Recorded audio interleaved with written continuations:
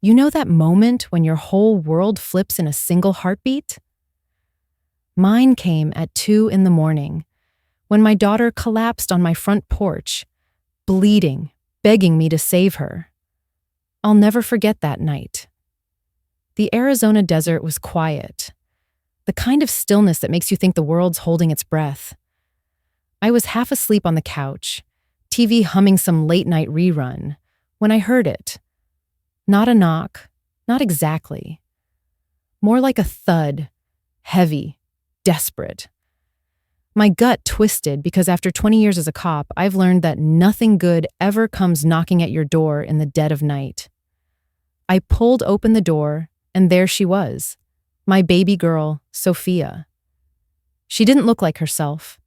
Her hair was tangled, face streaked with tears and dirt, one eye already swelling shut. She had bruises crawling up her arms, her lips split open. And the sound she made, God, I swear it was the sound of someone who's been broken in more ways than one. She tried to say my name, Mom, but it came out more like a whisper, and then her knees gave out. I caught her before she hit the ground, but barely. My daughter, this beautiful, strong young woman I raised, felt weightless in my arms, like a rag doll. My heart dropped. I'd seen battered women walk into precincts before, but you never, ever think you'll see your own child like that. We stumbled inside. I laid her on the couch, trying to keep my voice steady, even though I could feel the rage boiling in my chest. I grabbed a clean towel from the kitchen, pressed it gently to the gash on her cheek. "Who did this to you?" I asked. But deep down, I already knew. Sophia didn't answer right away. She just shook her head, her whole body trembling like she was freezing from the inside out. And then, finally, the words came out, raw and jagged. "It was Ryan, Mom. He lost it. He found out I knew about him and—" Ava. Her voice cracked on that last word. The name. Ava. I felt my jaw tighten so hard I thought my teeth might break. Ryan, her husband, the man who stood in my living room 3 years ago, promising me he'd take care of her, that he'd protect her.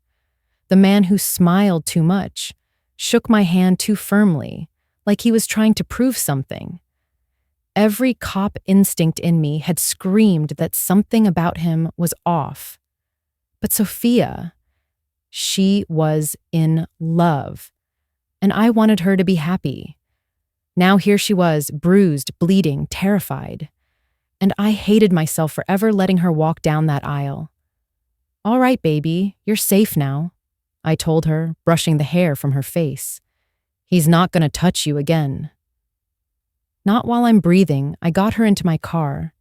No sirens, just quiet wheels against the dark road. The hospital lights felt too bright when we walked in, like they were spotlighting all the pain she'd been forced to carry. The nurses didn't ask too many questions. Thank God. They'd seen this before. Too many times. But when the doctor started pressing on her ribs and she winced, biting down hard to keep from crying out, I had to step out of the room. Not because I couldn't handle it, but because if I didn't, I might have driven straight to Ryan's house and put a bullet between his eyes. And I knew that wasn't the answer. Not yet. When I walked back in, the doctor handed me a clipboard, his face tight. "She's got severe bruising across her torso, possible hairline fracture on her wrist. We'll run the scans. You'll want to take pictures for evidence. The word hit me like a switch. I wasn't just her mother anymore. I was a cop. And cops know. Bruises fade. Memories get twisted. But evidence is forever. So I took out my phone, hands shaking, and I did it. I photographed every mark, every scrape, every tear-stained angle of her face. It felt wrong, like I was exploiting her pain. But Sophia looked at me, her voice barely a whisper. "Do it, Mom. Make sure no one forgets what he did to me." I nodded, swallowing hard. Later, when they finally let us go, I drove us back. But I didn't take her home. Home wasn't safe anymore. I called my neighbor Linda, sweet old woman, retired teacher, the kind of person who'd give you her last cookie even if she hadn't eaten all day. She opened her door without a word, took Sophia in, and tucked her into the guest bed like she was her own. Back in my own kitchen, I sat at the table with a cup of coffee I didn't drink. The desert night had gone silent again, but inside me there was a storm. I couldn't stop hearing Sophia's voice, that broken whisper. It was Ryan. I pulled out a notebook, the same one I'd used for years on the force. And right there, I wrote his name at the top of the page. Underneath it, in big letters, "He thinks he can get away with this." And then, underneath that, I wrote, "Not on my watch." People think when you're a cop, you're trained to separate personal from professional. But let me tell you, when it's your daughter, that line disappears real quick. I wasn't just going to help her heal. I was going to burn his whole little empire to the ground, brick by brick, until there was nothing left but ashes. But sitting there in the kitchen, I had no idea how deep his betrayal went. The affair, the bruises, those were just the surface. What I didn't know yet was that Ryan wasn't just a liar or a cheater. He was a thief, a con man, and the lies he told weren't just tearing Sophia apart. They were coming for my family's legacy, too. And that was the one thing I could never forgive. So, that night, as the clock ticked past 3 a.m., I promised myself two things. One, my daughter would never, ever cry over that man again. And two, whatever secrets he thought he was hiding, I was going to drag them all into the light. Because if Ryan thought he could silence Sophia with his fists, he hadn't met the woman who raised her. And trust me, he was about to. You ever get that feeling when your gut tells you something's wrong, but you don't yet know how deep it goes? That's where I was, sitting at my kitchen table with my notebook open and Ryan's name written in bold letters. My coffee had gone cold hours ago, but I couldn't sleep. Every time I closed my eyes, I saw Sophia's face, swollen and bruised, whispering his name. And I knew if I didn't act fast, he'd try to twist the story, make her out to be the crazy one, the liar. Men like Ryan always do. So I did what cops do best. I started collecting. First thing in the morning, I grabbed my camera, the same one I'd used years ago to document crime scenes. I asked Sophia, as gently as I could, if she was ready. She nodded, though her hands were shaking. I laid a blanket over the chair in my living room, set her down, and told her, "Look straight at me, sweetheart. Don't hide what he did." She lifted her chin, even though her lip quivered, and I snapped the photos. One after another. Her face, her arms, the bruising on her ribs, the fingerprint-shaped marks on her wrist. Every single detail. And let me tell you, nothing prepares you for the moment you're photographing your own child like she's Exhibit A. I wanted to throw that camera through the wall, but I couldn't. Because if Ryan thought he could lay a hand on her and walk away, he was in for the fight of his life. After that, I called Ethan Brooks. Ethan's been our family lawyer for years, sharp, steady, the kind of guy who doesn't waste words. When he picked up, I didn't even bother with small talk. "Ethan, it's Emily. I need to open a file on domestic abuse. I've got photos, and we'll have medical reports by noon." He was quiet for a second, then said, "Bring me everything." And Emily, Don't let Sophia out of your sight. I promised him I wouldn't. By mid-morning, the hospital had faxed over the medical report. Words like contusion, fracture, soft tissue damage filled the page, each one another nail in Ryan's coffin. I added it to the growing stack on my kitchen counter. And still, it didn't feel like enough. See, I knew Ryan. He wasn't just going to back down because a judge waved a piece of paper at him. He'd fight dirty. He'd twist stories. He'd turn neighbors against us. So I needed more. Something undeniable. That's when I remembered my neighbor, Mr. Jensen. Old guy, lives across the street. Retired truck driver. He'd installed one of those fancy security cameras after his garage got broken into last summer. Maybe, just maybe, it had caught Sophia arriving at my doorstep that night. I walked over, trying to keep my voice steady. Jensen opened the door in his usual flannel shirt, holding a mug of coffee. "Emily, everything all right?" he asked. I forced a smile. "Not really. I need a favor. Do you mind checking your security footage from around 2 a.m. last night?" He frowned, but didn't ask questions. That's what I love about small towns. People notice things, but they don't always press.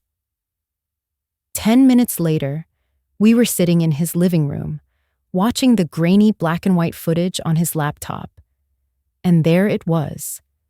At 2:04 a.m., the screen showed headlights pulling into my driveway.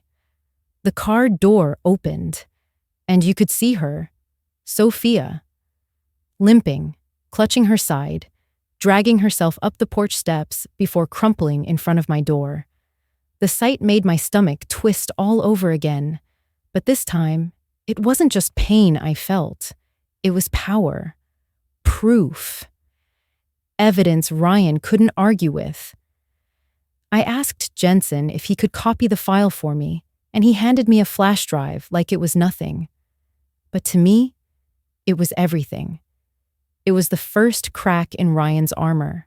When I got back home, Sophia was curled up on the couch, a blanket around her shoulders. She looked so small, so fragile. But when I showed her the footage, she nodded. "That's good, Mom. That's something, right?" "It's more than something," I told her. "It's the beginning." He can't bury this. Still, I could see the fear in her eyes. She kept glancing at her phone on the table, the screen lighting up every few minutes with Ryan's name. Missed calls, texts. I picked it up, scrolled through them, half apologies, half threats. "You'll regret this. No one will believe you. Come home or else." It made my blood run cold. I'd seen those kinds of messages in case files before, but again, never with my own daughter's name at the top. I knew we couldn't risk him tracking her phone, so I drove down to the store, bought her a new SIM card, and swapped it out right there in the parking lot. "There," I told her when I got back. "Now he can scream into the void for all I care." But even with the photos, the hospital report, the footage, the new phone, I still didn't feel like she was safe. Not really. Not while Ryan was out there, pacing like a wolf who'd lost control of his prey. So I made one more call to Linda, the neighbor who'd tucked Sophia in the night before. "Can she stay with you a while longer?" I asked. Linda didn't hesitate. "Of course. She'll be like one of my own that night." As I tucked Sophia into Linda's guest room, she looked at me with tears in her eyes. "Mom, what if he finds me? What if he comes here?" I held her hand and said, "Then he'll have to go through me first. And I swear to you, I won't let him win." But as I drove home alone, the weight of it hit me. Evidence or not, this was just the start. Ryan was a man who liked control, and I had just taken the first pieces of it away from him. And men like Ryan? They don't go down without a fight. I remember that feeling like a cold stone sitting in my gut, the one that tells you a lead is live and you can't let it go. We had the medical report, the porch footage, the photos of Sophia's bruises. That was the body of the crime. But I needed the motive in plain sight. I needed to show exactly where Ryan's loyalties lay. I needed to put his infidelity on record in a way that couldn't be smoothed over with charm or denial. So I did what I always do when facts matter. I watched. I didn't tell Sophia. She was fragile, and secrecy felt kinder than dragging her back into the ring. I didn't tell Ethan yet either. That came after I had something tangible to hand him. I put on a faded jacket, shoved a cap low, and drove my unmarked car to a bar downtown, where Ryan had a habit of showing up on Friday nights. Small towns have patterns. People have routines. Ryan was sloppy enough to make us predictable. The bar smelled like spilled beer and fried food, the kind of place where the lights are dim and the booths swallow conversations whole. I parked 3 blocks away so no one would spot me, and walked in like I had somewhere to be and nowhere to be seen. He was there within 10 minutes, too comfortable, back straight, laughing like he'd done nothing that deserved shame. And next to him was Ava. Seeing them together felt like stepping into a photograph of a life I didn't recognize. She had that brazen smile again, the one that used to make my daughter flinch. Ryan looked proud, too relaxed. They clinked glasses, leaned close, touched each other in a way that said they belonged to each other. I settled into the shadow of a booth, kept my phone on silent, and started taking pictures. Quick snaps, careful angles, nothing fancy, just enough. It wasn't just the bar scenes I wanted. I needed the trace, timestamps, movements, proof of hotel visits, anything that tied their nights together beyond a drunk flirtation. After the bar, Ryan and Ava left together. I watched them through the rear window of my car, noting the license plate, the direction they went. I followed at a distance, eyes on my mirrors, heartbeat regular, training steadying me like a metronome. They didn't head to a 5-star place downtown. Predictable. They turned toward a row of small motels on the highway, the kind with neon signs buzzing and a front desk you can see from the parking lot. I eased into a parking spot down the road and watched them check in. He handed over a card. She laughed at something he said, and the clerk punched in the room number. It was the sort of mundane transaction that, on paper, looks innocent, unless you're collecting paper trails. I pulled out my phone and captured the license plate again, then a grainy shot of the motel sign with the timestamp from my phone camera. Later, that timestamp would match the swipe on the security footage I planned to pull. Later, it would be the kind of detail that a judge doesn't brush off. For now, it was proof they'd entered the same building, together, late at night, a small thing that meant a lot. And so we did. We started collecting, not because we wanted to punish, but because we had to protect, and because the truth deserved to be found, even if it burned everything Ryan had tried to build. I thought catching Ryan with Ava at that motel was the lowest point. Infidelity is its own kind of violence. It eats away at the spirit. It humiliates. It makes you feel disposable. But what I uncovered next cut deeper than anything he'd done to Sophia's heart. This time, it was about our family's blood, history, and legacy. It started with a call from Carol, an old friend who worked down at the county records office. We'd gone to school together, and though life had pulled us in different directions, we always kept in touch. Her voice was tight, almost whispered through the receiver. "Emily, you need to see something," she said. "It's about Ryan." And it's not just bad, it's illegal. I felt my stomach twist. Tell me straight, Carol. What is it? I can't over the phone, she said quickly. Just come by my desk tomorrow morning and brace yourself. That night, I barely slept. My mind ran circles. Fraud, embezzlement, drugs. With Ryan, anything felt possible. By the time I walked into Carol's office the next day, my nerves were wired. She slid a manila folder across the desk, her lips pressed into a thin line. Inside were deed transfer documents. My father's land, the property he'd left to me and Sophia after he passed, gone. Signed over, not to Ryan directly, but to Ava Lopez. And the signatures at the bottom? Mine, Sophia's, forged. For a moment, I couldn't breathe. I just stared at those crooked scrawls pretending to be my name, my daughter's name. Ryan had copied them well enough to fool a stranger, but not well enough to fool me. I knew every curve of my own signature. This was a theft dressed up in paperwork. I looked at Carol, my throat tight. How long ago? She lowered her eyes. 6 weeks. He must have rushed it through the notary office with fake IDs. I only caught it because your family's name flagged on a routine audit. Emily. I'm sorry. I swallowed hard, anger pressing hot against my ribs. My father had worked that land his whole life. He wanted Sophia to inherit it, to carry a piece of him forward. And Ryan, that arrogant, greedy bastard, had stripped it from her and handed it to his mistress, like it was some prize for sleeping with him. I photocopied everything, thanked Carol with a nod, and left before the fury cracked through my calm.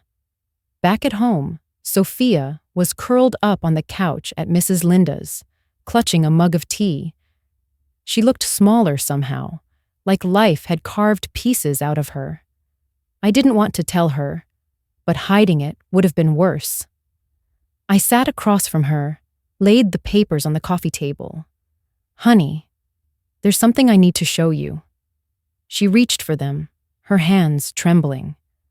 Her eyes darted across the first page, then the second. And then they froze. Her lips parted, and a low, broken sound escaped her throat. Mom, this is Grandpa's land. I nodded slowly, fighting back my own tears. He forged our names, signed it over to Ava. It's gone, Sophia. She shook her head violently, dropping the papers as if they burned. No, he wouldn't. He couldn't. Her voice cracked, and then she was sobbing, her shoulders folding in on themselves. He's taken everything, Mom. My marriage, my safety, my dignity. And now Grandpa's land? What's left? I pulled her into my arms, letting her cry against me, but my own grief was already hardening into steel. Ryan hadn't just hurt my daughter. He had desecrated my father's memory. He had spit on everything our family had built. That night, I called Ethan. My voice was flat, steady. We've got fraud now. Forged signatures. A fraudulent deed transfer. Add it to the case, he didn't waste words. Bring me the copies. This changes everything. After I hung up, I sat alone at the kitchen table with those papers spread before me. I thought about my father's weathered hands, the way he used to say, "Land is the only thing they're not making more of. Emmy, protect it." I clenched my fists until my nails dug crescents into my palms. I whispered to him, to the quiet air around me, "I'll get it back, Dad. He won't win, not with this, not with us." But deep down, I knew Ryan. He'd sense we were closing in. And when men like him feel cornered, they don't shrink back. They lash out. And that's exactly what he did next. I knew the next step wasn't going to be pretty. Ryan had pushed too far, and I wasn't backing down. I took a deep breath that morning and headed to his pawn shop. It was one of those small, dusty places where the smell of old leather and metal hits you before you even step inside. My heart was pounding, but I kept my face neutral. Fear doesn't help you when you're about to face a man like Ryan. Only strategy does. I walked in and saw him behind the counter, smirking as usual, scanning some paperwork. "Emily," he said, like he had no idea what was coming. What a surprise. I didn't waste time on pleasantries. I set a thick folder of evidence on the counter. Photos, hotel timestamps, motel receipts, the forged deeds. His smirk faltered for a fraction of a second. "What's this?" he asked, trying to keep his voice casual, but it was shaking. "This," I said, my voice low and steady, "is every lie you've tried to hide. Every threat, every betrayal, every ounce of what you think you can get away with." I watched him carefully, measuring his reaction. He leaned back, hands spread on the counter, fake calm. "You don't have proof of anything. You think this little folder scares me?" I held his gaze. "No, it's not a scare tactic. It's a warning. You've already hurt Sophia, lied to everyone, stolen what isn't yours. If you touch her, touch the land, or touch another life in this family, there's nowhere for you to hide. Not from the law, not from me." He laughed, low and dangerous. "You always were dramatic, Emily. Maybe you should step outside before things get messy." I didn't flinch. That laugh, the threats, I'd heard them all before, but now I had leverage, evidence, witnesses, a plan. My phone buzzed with an anonymous text later that day. "Watch your back. Stop poking around, or next time it won't be words." The town started buzzing too. Rumors, whispers in the grocery store, the diner, the gas station. "Emily Thompson is stirring trouble," some people said. "Ryan's family says she's overreacting." I felt the judgment, but I also felt a strange clarity. This is what happens when you refuse to stay silent. I needed Ava. If she could testify, if she admitted to the affair and the fraudulent land transfer, Ryan wouldn't stand a chance. But getting her to talk wasn't easy. I had to appeal to self-preservation first. I met her in a quiet cafe, far from prying eyes, and laid it out gently. "Ryan's cornering you, Ava. He's dangerous, but if you tell the truth, you protect yourself." Her hands shook, and she looked like she was battling guilt and fear. I held her gaze. "You can either be complicit, or you can do the right thing. You decide which story the judge hears." By the end of that meeting, Ava agreed, reluctantly.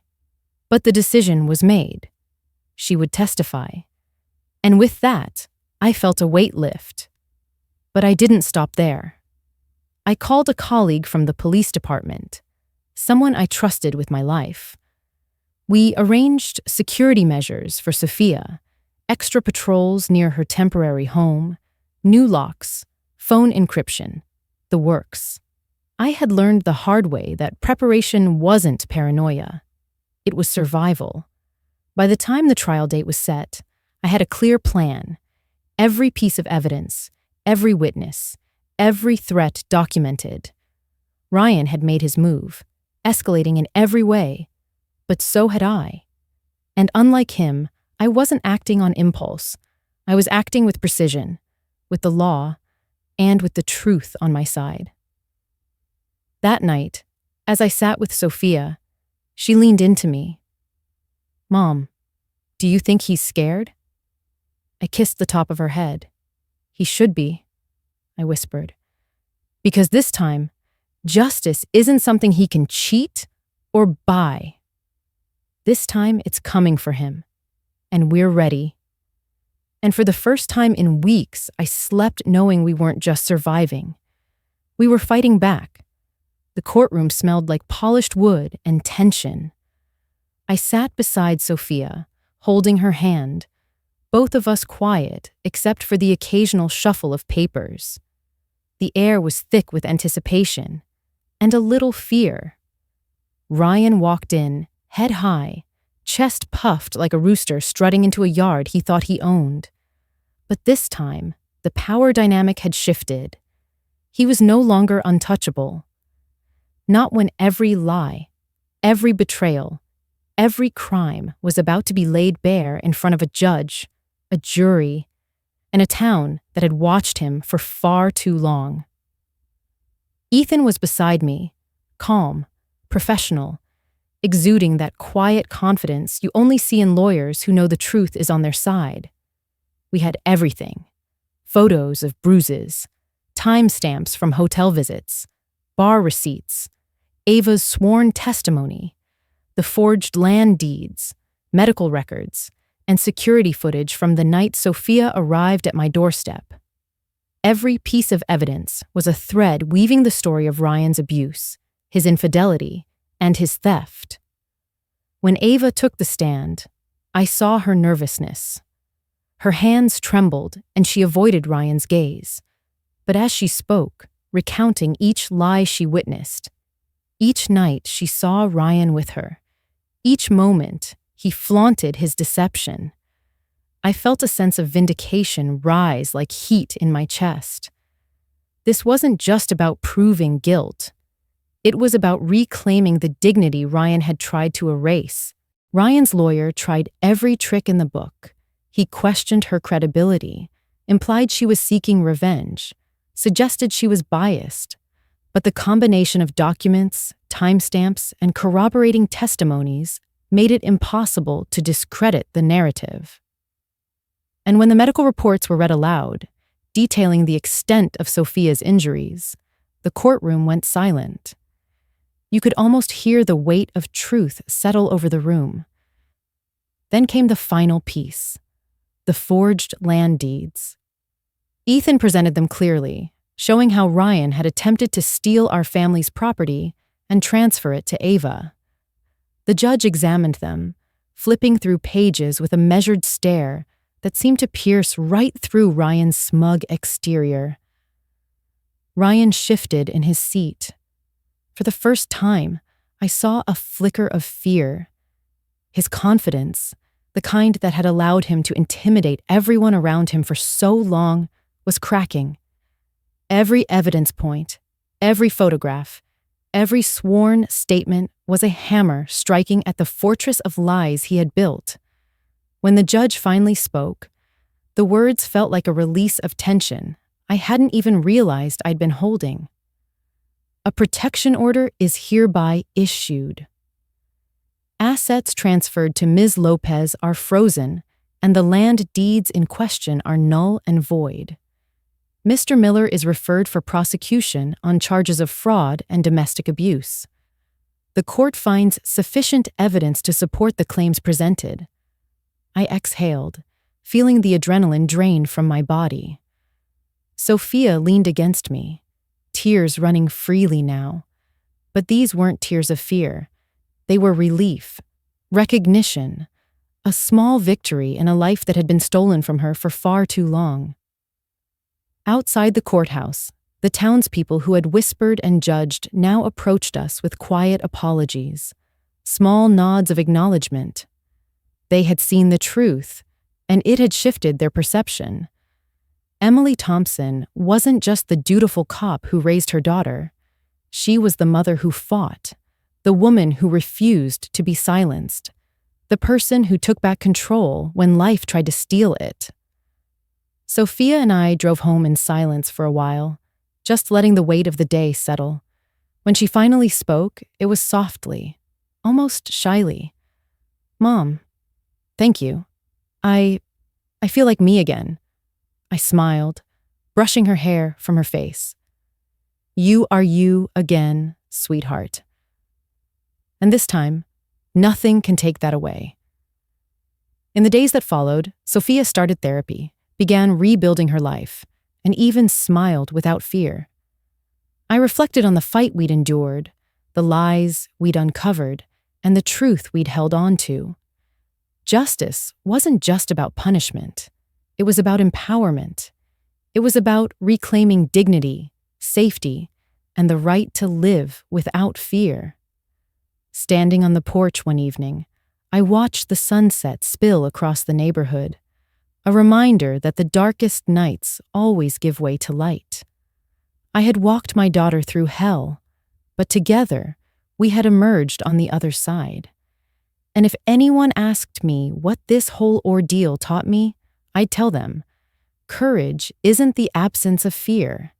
It's choosing to fight even when fear is screaming in your face. Ryan was defeated. Ava had chosen to come clean. Sophia was healing. And I had rediscovered the power of standing up for the people you love. Justice wasn't perfect, but it was ours. And sometimes that's enough.